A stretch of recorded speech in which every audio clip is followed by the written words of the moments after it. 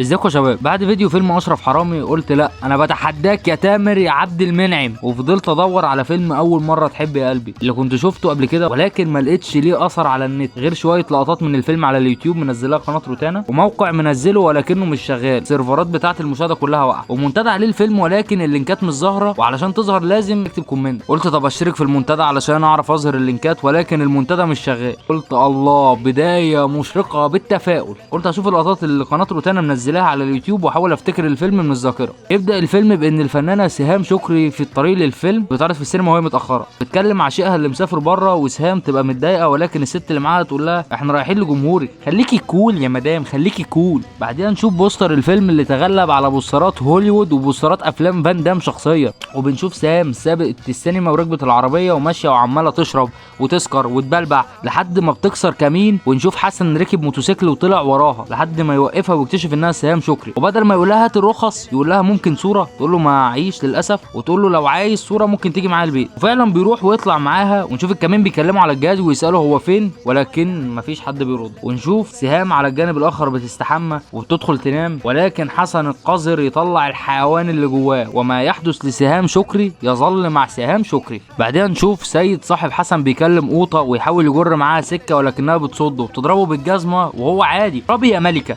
دوقيني جمال نعل جزمتك يا ملكه. ونشوف بعد كده السكرتيرة سهام شكري قفشتهم وجابت الطباخين يشيلوه هلا بيلا ويرموه بره. بعديها نشوف تامر عبد المنعم بيغني مش معقول انا كنت معاها مش معقول. بعد كده نشوف حسن بيكلم سيد صاحبه على اللي حصل ويقول له انا من رايي تشيل صورها من اوضتك، يرد حسن ويقول له انا كبرت على الكلام ده، وجاي بيسيبه يمشي، ولكن سيد يقول له انا مصدقك، وسيد يقول له انا كمان امبارح حصل لي حاجه، انا قضيت امبارح ليله مع شاكير وسويت الهواي. حسن يقوم ضربه ويمشي. بعديها نشوف سهام صحيت وتشوف شراب اسود رجالي وتسال السكرتيره وتقول لها مين دخل اوضتي، وتقول لها قولي ايه بس يا مدام، وتقول لها لازم اعرف، وتقول لها انت مش فاكره ليله امبارح انك جبت حد معاكي هنا. بعد كده نشوف اعلان شامبو في ثوبه الجديد يقدمه لنا تامر عبد المنعم، وهنا احب اوجه رساله لكل شركات الشامبو استعينوا بيه للاعلان عن الشامبو، وانا اضمن ليكم فشل المنتج بتاعكم بجداره. المهم نشوف حسن راح لبيت سهام ويقول للسكرتيره عايز اقابل سهام، تقول له امشي يلا بدل ما اطلب ليك البوليس، وهو يقول انا البوليس ويزقها ويدخل، ولكن سهام ما تبقاش فاكراه. وهنا الفيديو اللي انا محمله من على روتانا سينما وقف مره واحده، والاقي ان هو بيحمل، وهنا اعرف ان حتى روتانا سينما كانت مسجله الفيلم، اللي هو الفيلم ده ملوش اي اثر حرفيا، حتى اخر مره اتعرض فيها من 2012. وده البوست اللي كانت روتانا سينما كانت منزلها على الفيسبوك وهي بتقول يعرض الان فيلم اول مره تحب يا قلبي. المهم بنشوف ان هي بتمشيه وبترميه في الشارع، ونشوف عامل دليفري وياخد لبسه علشان يروح بيه لسهام شكري، ونشوفه طالع، ولكن بتوع الامن بيقولوا له انت مين، يقول له شا شا شا، يقول له مين، يقول له